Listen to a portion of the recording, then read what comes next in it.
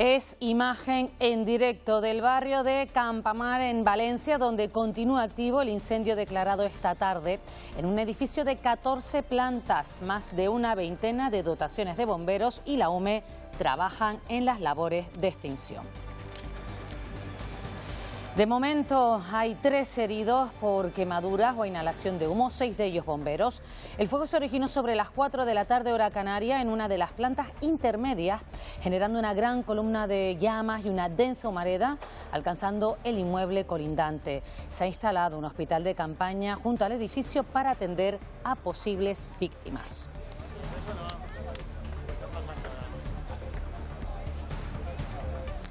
Buenas noches, enseguida vamos con la última hora de este incendio en Valencia. Aquí en las islas la economía nos dejó buenos resultados en el último tramo del año pasado, según el Boletín de Coyuntura Económica. Dice que el crecimiento se produjo en todos los sectores, en especial en el de servicios. Sin embargo, de cara a este 2024, se prevé que las expectativas económicas se ralenticen. En un momento lo analizamos. La falta de lluvia nos deja imágenes como esta. La Gomera con los embalses por debajo del 10% de su capacidad. Para evitar roturas y fugas en la red de riego, el Gobierno de Canarias está trabajando en el telecontrol de las presas y la mejora de las válvulas. El aceite de oliva se ha convertido casi en un artículo de lujo.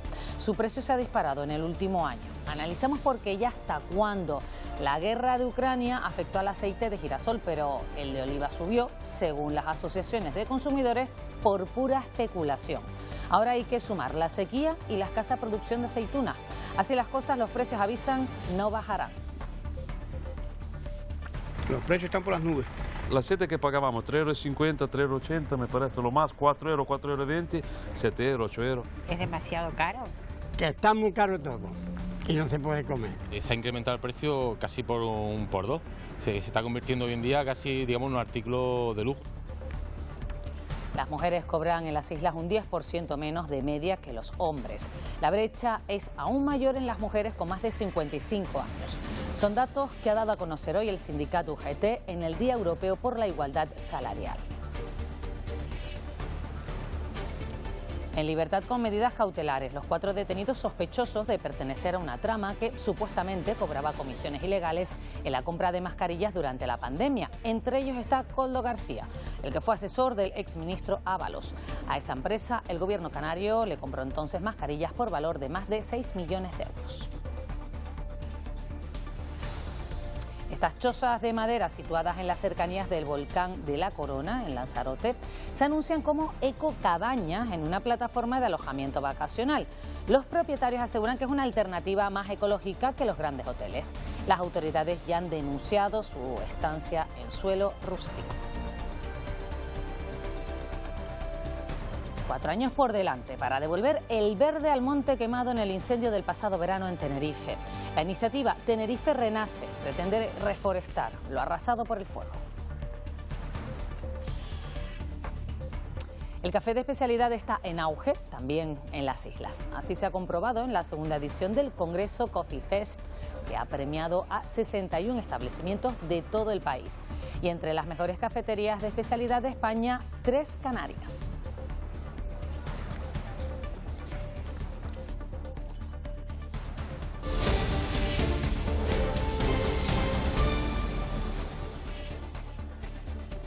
Canarias cierra 2023 con buenos datos económicos. Los más de 13 millones de turistas que nos visitaron repercutieron positivamente en la cifra que ha dejado el año pasado, con un crecimiento que ronda el 4%.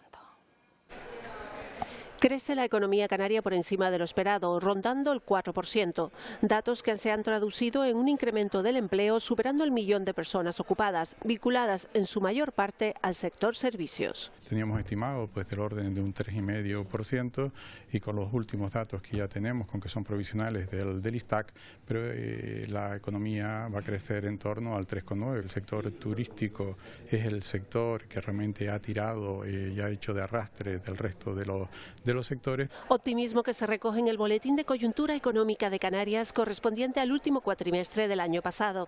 Por el contrario, en otros ámbitos destaca el cierre de muchos negocios. Vamos viendo de que sí crece el volumen por ejemplo, en el sector comercial, lo que son las ventas, pero al mismo tiempo no se produce ese incremento, sino que vamos perdiendo, digamos hasta inclusive en algún sector particular, número de empresas. A la espera de los resultados que va dejando 2024, los expertos adelantan que el turismo va a seguir siendo el motor de la economía canaria.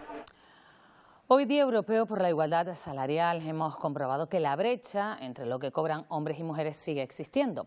El sindicato UGT ha presentado los resultados de un estudio a 500 empresas canarias. En prácticamente todas existe brecha salarial. El sindicato UGT pone hoy en el Día Europeo por la Igualdad Salarial un dato que demuestra que todavía queda mucho por hacer. Las mujeres en Canarias cobran de media un 10,34% menos que los hombres y esta cifra asciende hasta el 17% si hablamos de las mayores de 55 años. Esto significa 2.441 euros menos anuales y de manera gráfica UGT dice que sería como trabajar 38 días gratis al año. ¿Qué elementos intervienen en el sostenimiento y en el incremento de la brecha? La contratación a tiempo parcial. El 23% del trabajo desarrollado por mujeres es a tiempo parcial, mientras que solo el 7,9% del trabajo realizado por hombres es a tiempo parcial. A eso se le suman los complementos. UGT ha trabajado con 500 empresas canarias elaborando planes de igualdad y esta brecha existía en casi todas ellas. Quieren tener sus propias herramientas de valoración de puestos de trabajo, les cuesta poner de manifiesto que dentro de sus empresas también se da, pero es que no es que se dé en esta empresa sola, se da en todas. Piden también medidas de conciliación retribuidas, que son las únicas en las que existe una corresponsabilidad real, es decir, las disfrutan hombres y mujeres por igual.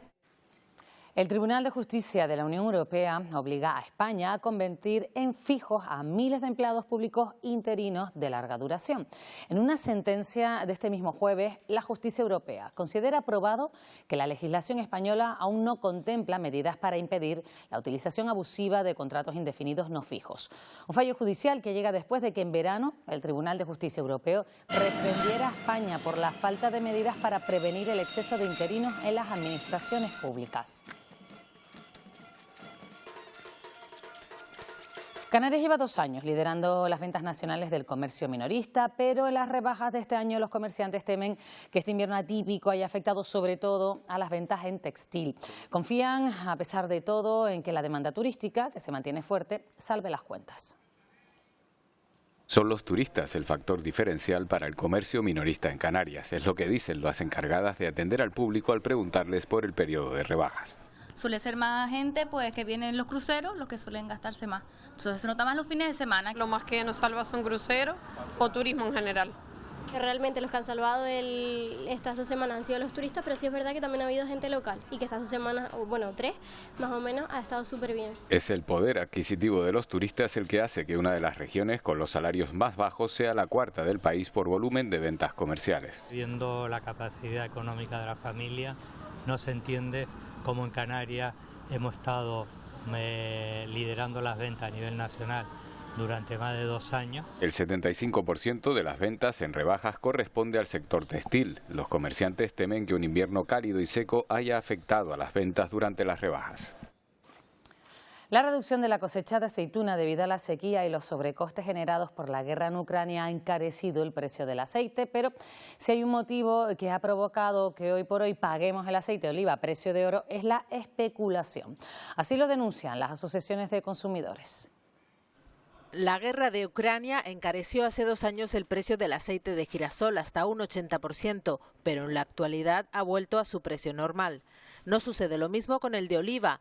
Las asociaciones de consumo dicen que su aumento de precio ha sido meramente especulativo. El aceite de oliva subió en aquel momento sin que hubiera razón objetiva. Simplemente era que faltaba aceite en el mercado y al subir el aceite de girasol subió también el aceite de oliva. Las asociaciones de consumidores han encontrado casos de hasta un 84% de encarecimiento, aunque la media suele alcanzar el 50%. El precio del aceite no puede estar así porque es un consumo diario y que es demasiado caro. Más vale que comprarte una pulsera de oro que el aceite.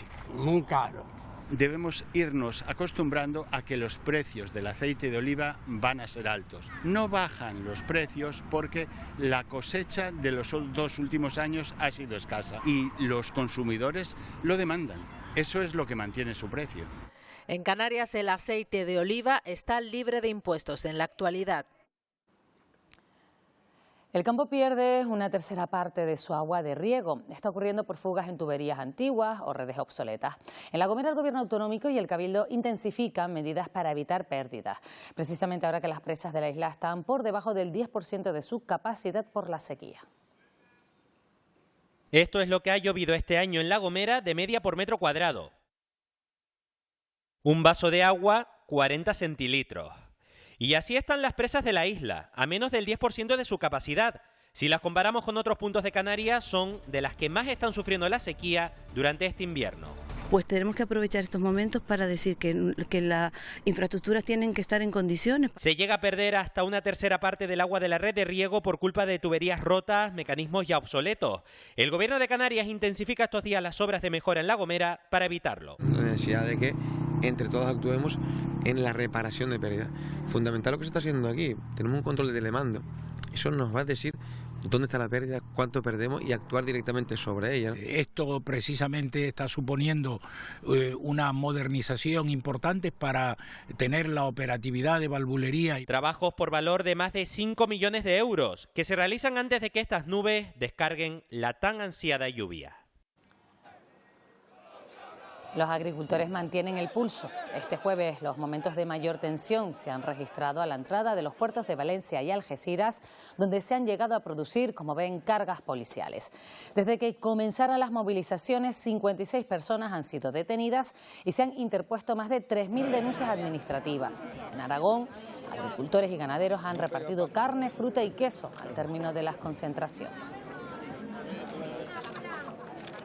El Grupo de Cohesión del Partido Popular Europeo celebra esta tarde una reunión en Santa Cruz de Tenerife. El eurodiputado popular Gabriel Mato ha adelantado el sentido del voto del PP en la importante votación de la próxima semana en el Pleno del Parlamento Europeo. Vamos a ver qué hacen los socialistas la semana que viene en el Parlamento Europeo, donde hay que votar de nuevo la ley de restauración de la naturaleza. Yo ya lo digo, yo voy a votar en contra. El Partido Popular de España va a votar en contra. Estamos con el sector agrario. Pasaban las 4 de la tarde, hora canaria, cuando se declaró un incendio en un edificio de 14 plantas en el barrio de Campanar, en Valencia. Hasta ahora más de una veintena de dotaciones de bomberos y la unidad militar de emergencias tratan de controlar las llamas. El fuego se inició en la 5ª planta del edificio y rápidamente se propagó por todo el inmueble y a otro colindante. En ese 5º piso de un edificio de viviendas del barrio Campamar, en Valencia, se sitúa el origen de este incendio que se iniciaba a primera hora de la tarde. Varios vecinos han quedado atrapados en el inmueble que cuenta con 14 plantas. 13 personas heridas, en este caso de esas 13 personas, 6 son bomberos, lo que indica la intensidad del trabajo que están realizando, y el resto son personas civiles que no están interviniendo en emergencia, que están distribuidas por diferentes hospitales de la ciudad de Valencia. El fuego afecta ya al edificio colindante. En el lugar, durante toda la tarde han trabajado varias unidades de bomberos de Valencia. El Centro Coordinador de Emergencias de la Generalitat ha activado la situación 2 del Plan Territorial de Emergencias y ha establecido un puesto de mando avanzado en la zona. La voracidad de las llamas está dificultando los trabajos de extinción de los bomberos. Se ha instalado un hospital de campaña para atender a los heridos. Dotaciones de bomberos de Alicante y Castellón se dirigen a la zona y los efectivos de la Unidad Militar de Emergencias trabajan también ya para acabar con el fuego. Pues hemos hablado con algunos expertos para que nos aclaren cuáles podrían ser los motivos de esa rápida propagación de las llamas por toda la fachada del edificio. La rápida propagación del fuego en este incendio llama la atención de los expertos. Los edificios no se explican, se proyectan y construyen con materiales que tienen que garantizar lo que se denomina tiempo de resistencia. Las estructuras tienen que estar calculadas para que resistan 120 minutos, es decir, que son unas 2 horas que resistan al fuego. Las estructuras de hormigón armado y los materiales interiores pues probablemente tienen que tener una resistencia de 60 minutos. No parece normal que se haya propagado tan deprisa, ¿no? Declarado en una quinta planta de lo que los bomberos denominan EGAS, edificios de gran altura donde las labores de extinción son especialmente complicadas. Requieren muchísimo personal para llevar todo este tipo de funciones, tanto la extinción como evitar la propagación o el rescate por fachada con vehículos de altura. Son muchas acciones muy complicadas que hay que coordinarlas al unísono. La prevención es fundamental y comienza en el propio diseño del edificio. El ancho de las escaleras en función de los habitantes y los ocupantes de un edificio, el ancho que tiene que tener, la sectorización del edificio en cuanto a puertas contra incendios y a elementos que tienen que estar sectorizados para que se pueda utilizar el edificio con seguridad. Sí, la normativa de contra incendios es amplia. Una vez extinguido será el turno de los arquitectos peritos forenses. Ellos serán los que determinen el origen del fuego, pero sobre todo las causas que han provocado su rápida propagación. En clave política, el País Vasco irá a las urnas el 21 de abril. Lo ha anunciado esta misma tarde el lehendakari Iñigo Urkullu. Se confirma así la fecha que todos daban por segura y que evita que coincidan con las europeas de junio. Es también la despedida oficial de Urkullu, que tras 3 legislaturas al frente del gobierno vasco, no será el candidato del PNV, lista que va a encabezar Imanol Pradales. Esta mañana comparecían en la Audiencia Nacional los 4 detenidos ayer por su presunta implicación en una red de cobro de comisiones en la compra de mascarillas durante la pandemia. Entre lo que se encuentra el que fuera el asesor del exministro José Luis Ábalos. Los 4 investigados han quedado en libertad. Él es Koldo García, fue la mano derecha del exministro Ábalos y ha sido detenido junto a una veintena de personas por el presunto cobro de comisiones ilegales en la venta de mascarillas durante lo peor de la pandemia. Duelen estas cosas, claro. La investigación de la Audiencia Nacional sitúa al que fuera asesor de Ábalos como el cabecilla de una trama que habría llegado a generar más de 50 millones de euros en contratos. No tengo ni idea, o sea, es que me he enterado ahora, ¿no? Koldo García y otros 3 detenidos se han negado a declarar en la Audiencia Nacional y han quedado en libertad provisional, mientras desde el PSOE insisten en dejar trabajar a la justicia. Nuestro profundo rechazo, trasladar, como le digo, nuestra máxima colaboración y nuestro trabajo cooperativo con la justicia. Sus socios habituales califican de gravísimo este supuesto caso de corrupción. Más doloroso es que alguien se lucre cuando nuestro país estaba asolado por una pandemia. El líder socialista marca distancias y se desvincula de esta trama. Eso significaría que yo lo sé, y evidentemente no es el caso, por supuesto que no. Pero los populares apuntan a Pedro Sánchez y le exigen explicaciones. El que no le da ni media explicación sobre personajes como Tito Berni y Koldo. Explicaciones que también piden a los ministros y presidentes autonómicos socialistas implicados. Queremos saber qué información tienen los presidentes autonómicos del Partido Socialista que también compraron esas mascarillas. Según la investigación, estas mascarillas fueron destinadas a los ministerios de Transportes e Interior y a las comunidades autónomas de Baleares y Canarias. Esta trama tiene su pata aquí en las islas porque tanto Canarias como Baleares compraron varios lotes de estas mascarillas a la empresa que se investiga. Koldo García realizó hasta 3 contratos con el Servicio Canario de Salud. En abril de 2020, en pleno estallido de la pandemia, la Sanidad Canaria formalizó la compra de 2,75 millones de mascarillas FFP2. Cada una se cobró a 2,50 y el contrato ascendió hasta los 6,7 millones de euros. Sin embargo, cuando el primer envío llegó a Canarias, las mascarillas resultaron no ser FFP2. Unos contratos que están absolutamente auditados por los servicios jurídicos del Gobierno de Canarias de entonces y también, como no puede ser de otra manera, por la Audiencia de Cuentas. El entonces director del Servicio Canario de Salud, Conrado Domínguez, decidió no rescindir el contrato y dar una segunda oportunidad a la empresa. Se acordó pagar las más de 830.000 mascarillas del primer envío como quirúrgicas a un precio de 0,80 la unidad, por un importe total de más de 700.000 euros. Que al margen o junto a lo que es la ilegalidad, la supuesta ilegalidad, está el hecho de que se hacía en un momento tremendamente difícil en el que estábamos luchando para salvar vidas. A modo compensatorio, la empresa de Koldo García se comprometió a alcanzar el importe de 2.094.500 euros con el envío de 550.000 mascarillas FFP2 de un fabricante chino. Llegaron a las islas 5 meses después de que se les otorgara la segunda oportunidad, unos hechos que ya cuestionó la Audiencia de Cuentas en 2022. Máxima colaboración máximo respeto también, como siempre hemos hecho en materia de presunción de inocencia. Y estamos recabando información de esos expedientes que se hicieron hace ya un tiempo, hace prácticamente 4 años, por si nos preguntan información o nos solicitan información desde los juzgados. Estamos a la espera de ver qué sucede o qué datos se obtienen de esos análisis internos y a partir de ahí tomaremos medidas. Aquí quien la hace la paga. Es muy triste este episodio que tiene que ser investigado, está siendo investigado por la justicia. A pesar de lo ocurrido, el Servicio Canario de Salud adjudicó en 2021 al menos 2 contratos más a esta empresa. Salvamento Marítimo ha rescatado esta tarde a 59 personas en aguas próximas a Fuerteventura, entre ellas un bebé. Los ocupantes han sido trasladados al muelle de Gran Tarajal, donde han sido atendidos por un dispositivo de emergencia. Iban a bordo de una neumática. La llamada de auxilio se produjo desde la propia embarcación. En el Hierro de madrugada rescataron a 83 personas, entre ellas 9 menores. A esta situación se siguen sumando las derivaciones a Tenerife y Gran Canaria. Hoy, en varios vuelos desde el aeropuerto Reño, se han trasladado a 113 personas y en barco a otras 53. Desde enero hasta hoy han sido rescatadas en la isla más de 2.100 personas. La madre de Maximiliano Camino, el tinerfeño abatido por un dron ruso el pasado 11 de febrero en la guerra de Ucrania, no pierde la esperanza de poder repatriar el cadáver de su hijo. Un día más sigue sin noticias de ningún organismo oficial. Solo tiene la confirmación de su desaparición, pero asegura saber las coordenadas exactas de dónde se encuentra. Dice que está dispuesta a hablar con los rusos y ella misma ir a por su hijo. Pensé que hoy me iba a llamar alguien del gobierno. Yo tengo en mi agenda ir a los rusos. No tengo ningún problema. Yo voy a llegar hasta el final. Porque yo es que no quiero vivir. Voy a hacer, como lo he dicho muchas veces, una muerte en vida.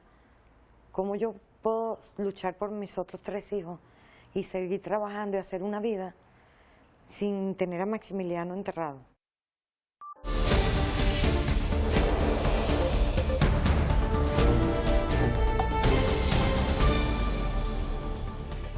Tras hacerse con el control de Avdiivka, Rusia intenta acelerar la ofensiva para avanzar en el frente de guerra, mientras Ucrania espera refuerzos para contenerlo.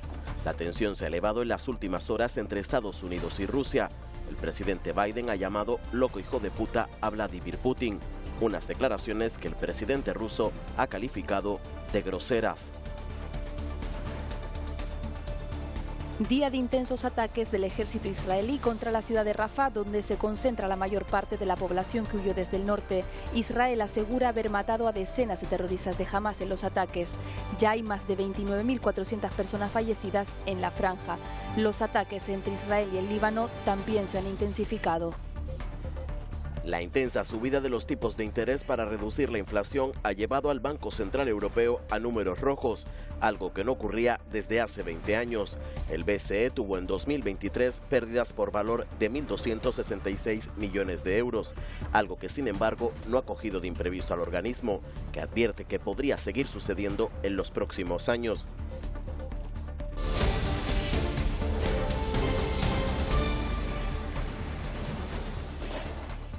Proponía favores sexuales a un menor de edad a cambio de darle dinero. El joven de 14 años avisó a la policía en Santa Cruz de Tenerife. Tras la movilización de varias patrullas se pudo localizar al presunto autor. Eva Trujillo. Tras alertar el menor al 112 de Cunombre, de forma reiterada le proponía la realización de favores sexuales a cambio de diversas cantidades de dinero. Los agentes de la policía, gracias a la descripción de la vestimenta que dio el menor, lograron localizarlo en esta avenida Príncipe de España. Aquí lo detuvieron y lo pusieron en conocimiento de la madre del menor para que interpusiera la denuncia correspondiente. También comprobaron que ya tenía antecedentes por esta materia. En estos momentos el detenido se encuentra en dependencias policiales a la espera de pasar a disposición judicial y se le podría atribuir un delito de corrupción de menores. Dani Alves ha sido condenado a 4 años y medio de cárcel por violar a una joven en Barcelona. El tribunal considera acreditado que la víctima no consintió esas relaciones y que existen elementos de prueba para dar por probada la agresión sexual. Los hechos ocurrieron el 30 de diciembre de 2022 en el baño de un reservado de una discoteca de Barcelona. En las últimas semanas hemos visto casos de ofertas de vivienda vacacional en las islas de dudosa legalidad. Hoy conocemos una choza que se ofrece como ecocabaña instalada en un espacio protegido.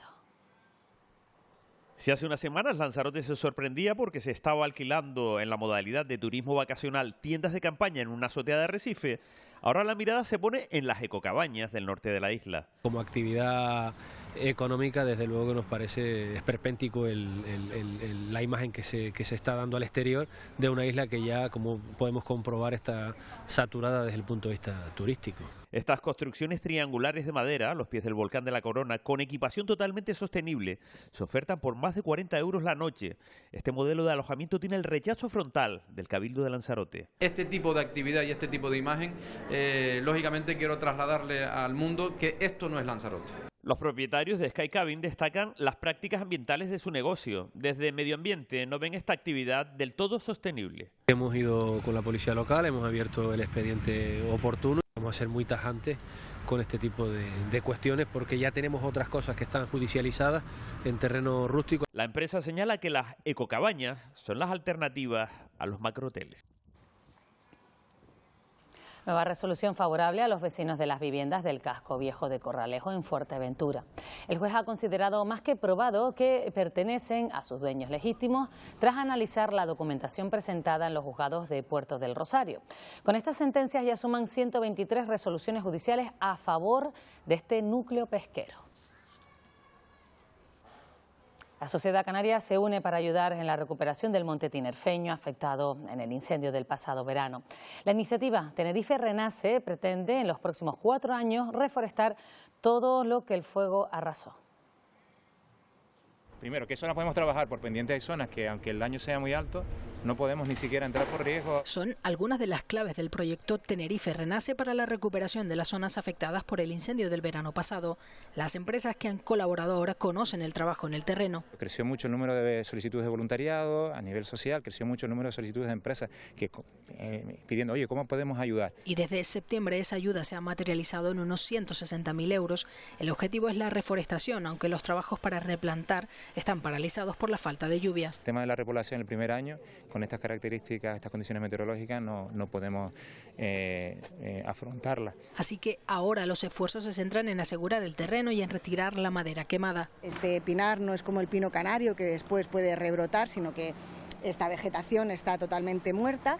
Pues claro, tenemos que quitarla para recuperar esta zona y plantar con las especies autóctonas. Cortar forma parte de la conservación y es algo que cada vez tenemos que incorporar y nosotros tenemos que saber contar para que la sociedad lo entienda. El resultado, madera que se subasta para la industria, leña para los vecinos o material más fino de las copas que se tritura y se reutiliza como material orgánico en el suelo. Tenerife Renace tiene por delante 4 años de proyecto para devolver el verde a los montes. Se inicia el procedimiento para delimitar el espacio protegido del volcán Tajo Gaite en La Palma, un proceso que junto al decreto urbanístico ordenará aquellas zonas donde los afectados por la erupción podrán volver a construir y las que deberán ser custodiadas por su valor geológico.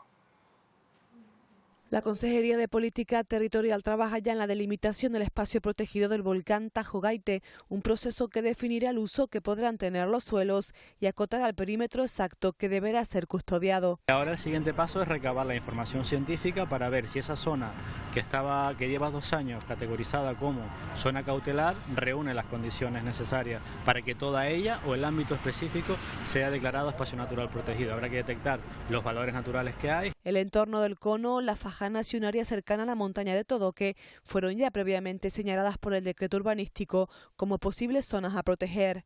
En función de lo que nos digan los científicos, ajustaremos esa zona y queremos que pase dentro de esa zona, queremos que pasen cosas, es decir, queremos que la gente que tenga sus propiedades ahí dentro pueden hacer cosas siempre velando por la protección geológica y de la formación del volcán.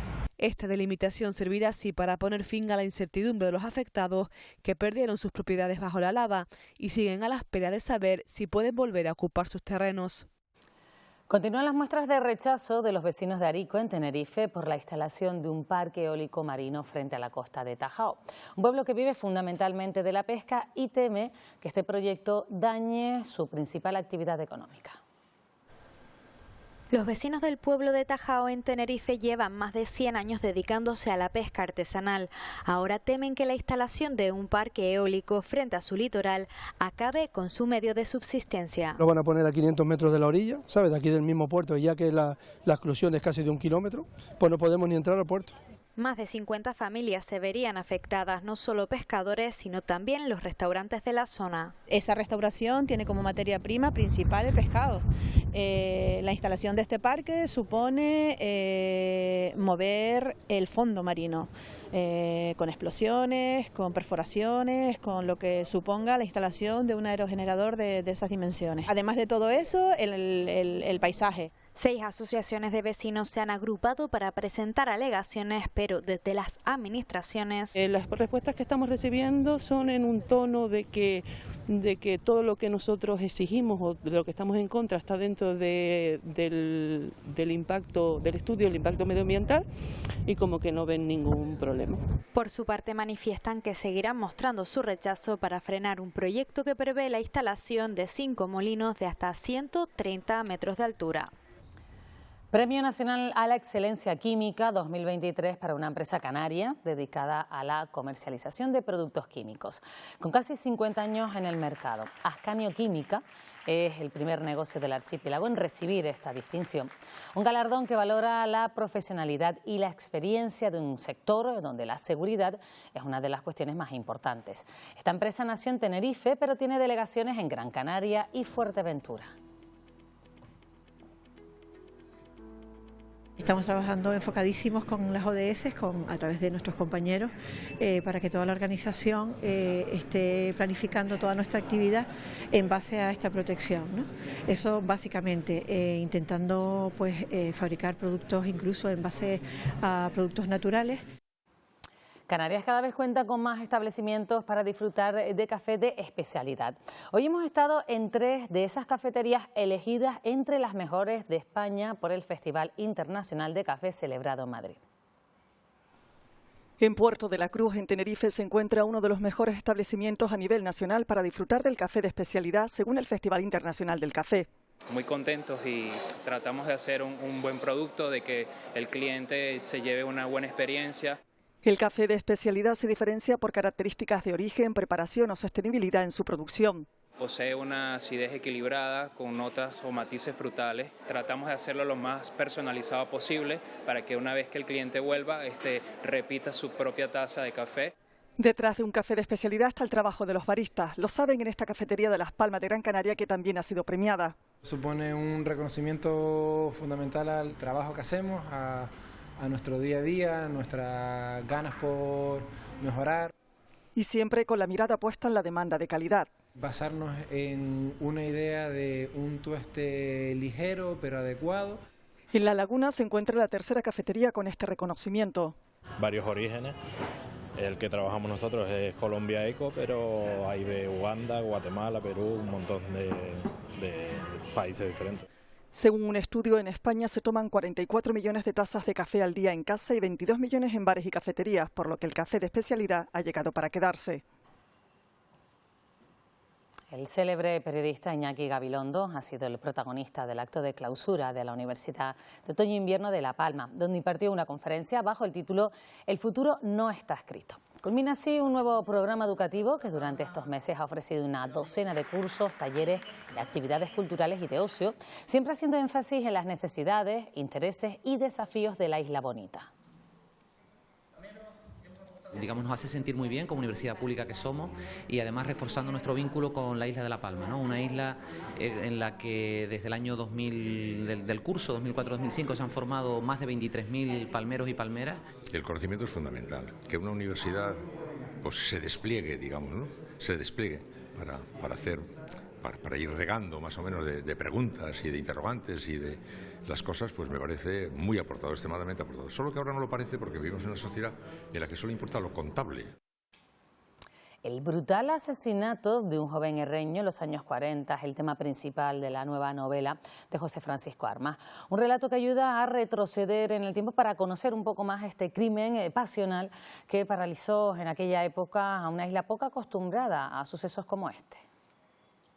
En los años 40, este rincón del Hierro fue testigo de un oscuro crimen pasional cuyo eco aún resuena. El padre y el hijo pues estaban enamorados de la misma persona, ¿no?, de la misma chica. Lo encontraron con la cabeza partida con un palo y degollado.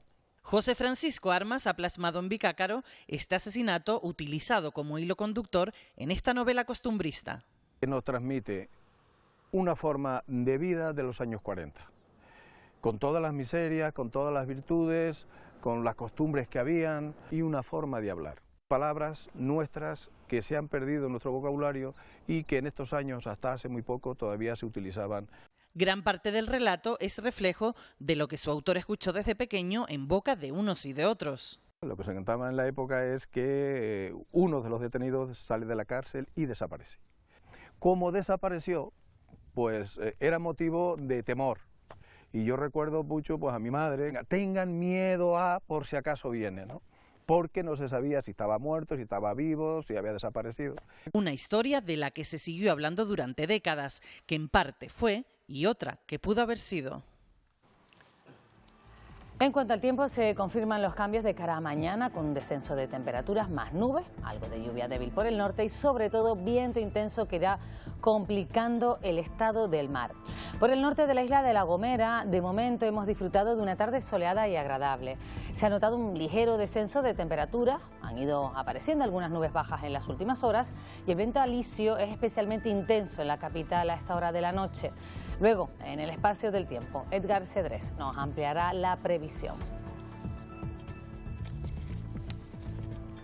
Y en los deportes, hoy la cita principal en las islas la tenemos en el Centro Insular de Deportes, donde el Guaguas busca seguir creciendo en la Champions al amparo, Daniel Álvarez, de su afición. Sí, Pilar, ¿qué tal? Buenas noches. Afición que vas a ver enseguida ha arropado en masa al conjunto gran canario en su camino hacia las semifinales de la competición. Hoy partido de ida de los cuartos de final de la CEF Champions frente al Ankara turco. En las gradas casi 4.000 espectadores, un partido que ha terminado con derrota isleña por un 7-3. La eliminatoria se resolverá en tierras turcas.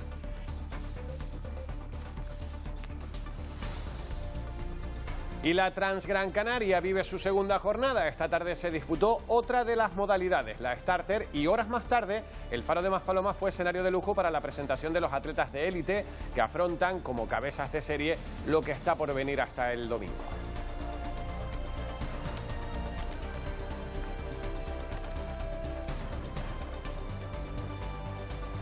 Auténticas superestrellas como Courtney Dauwalter. En un momento hablamos también, Pilar, de baloncesto, de lucha y de waterpolo, entre otras cosas. Mucho que contar, Dani, en tan solo unos minutos, como siempre. Bueno, y la noche ya saben que continúa en directo con el programa Una Hora Menos. Hoy con la visita al mercado, Victorio Pérez, ¿qué tal? Buenas noches. Y con un recorrido por el pueblo de Fontanales. Sí, Pilar, buenas noches a todos y todas. Efectivamente, esos son solo dos de los contenidos que hemos preparado para ustedes en Una Hora Menos esta noche. Nos vamos al mercado en busca de los productos de temporada, como hacemos cada jueves, pero también vamos a dar un paseo por Fontanales. Los propios vecinos y vecinas de esta localidad, de las medianías del municipio de Moya, en la isla de Gran Canaria, nos han pedido que vayamos con nuestras cámaras porque quieren presumir de lo bueno que es vivir ahí. Hasta el cura se ha animado. Les esperamos después de los deportes y del tiempo en Una Hora Menos. Los cinéfilos reciben este fin de semana dos de los grandes títulos de la temporada de premios internacionales. También llegan a la cartelera dos nuevos títulos españoles, aunque de géneros muy diferentes. Tomen nota de nuestros estrenos. No sabía que hubiera tanto manco en este pueblo.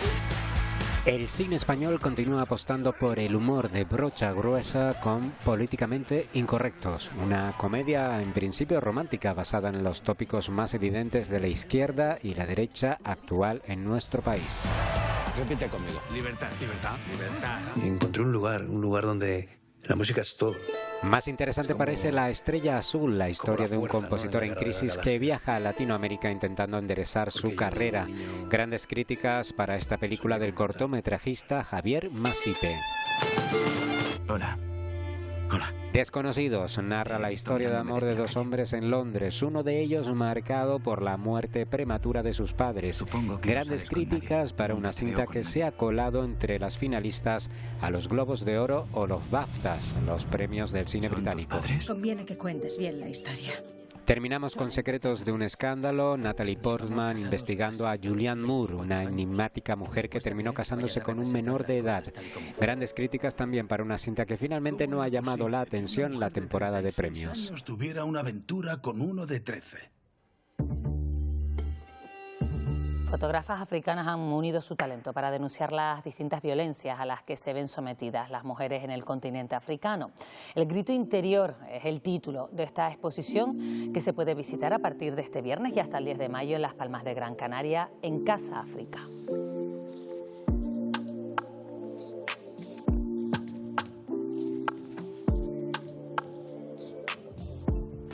El Centro Atlántico de Arte Moderno del Cabildo de Gran Canaria presenta su exposición Memoria Reciente.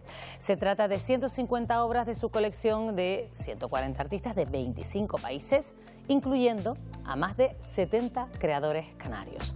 Pinturas, esculturas, fotografías y vídeos que suponen un recorrido por la producción artística contemporánea desde los años 80 hasta la actualidad. Podrán disfrutar de la muestra hasta el 28 de abril.